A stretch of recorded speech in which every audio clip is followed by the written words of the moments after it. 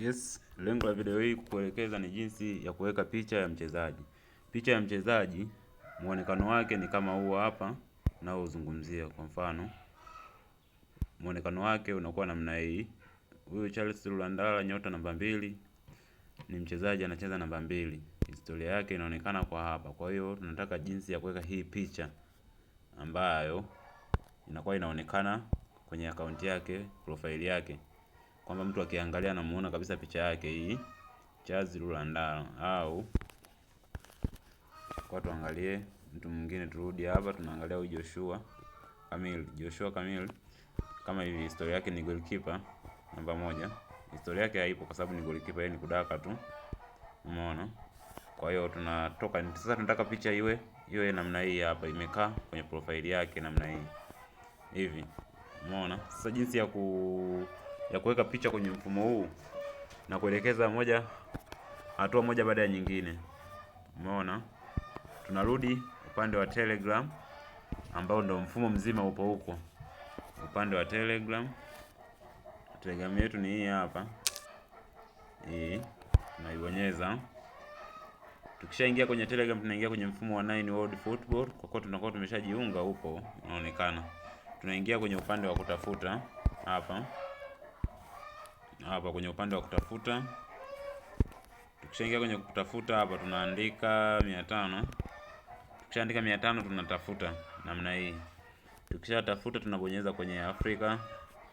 Tukishabonyeza kwenye Afrika tunaingia tunatafuta nchi ya Tanzania iko wapi? Nchi ya Tanzania, tunaingia kwenye Tanzania.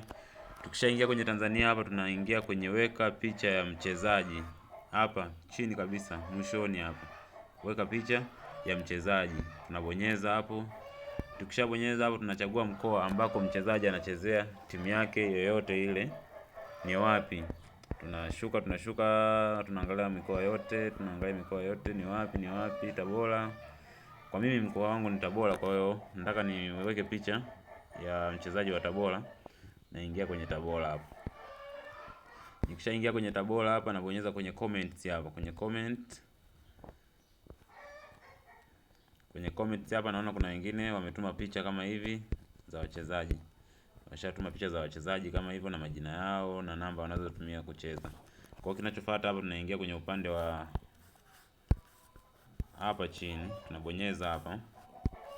Tukishabonyeza hapo watatuletea picha.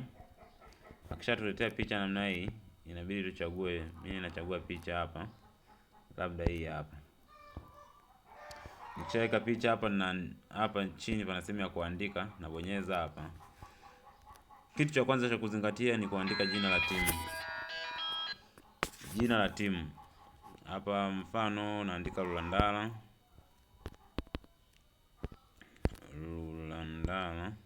FC, jina la timu.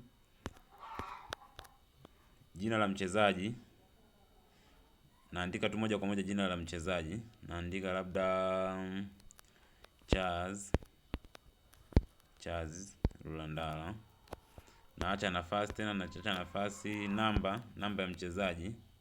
Naandika labda ni 3. Umeona? Naweka kama ni 3 na bonyeza hapo kwenye tiki. Nikishabonyeza kwenye tiki hapa wananiwekea namna hii. Namna hii nabonyeza kwenye alama ya logo ya Telegram hapa chini kabisa, nabonyeza hivyo. Hapa inakuwa inataka kwenda. Namna hiyo naisubiria pale. Naisubiria. Hapa sasa inakuwa tayari. Picha imeshaenda.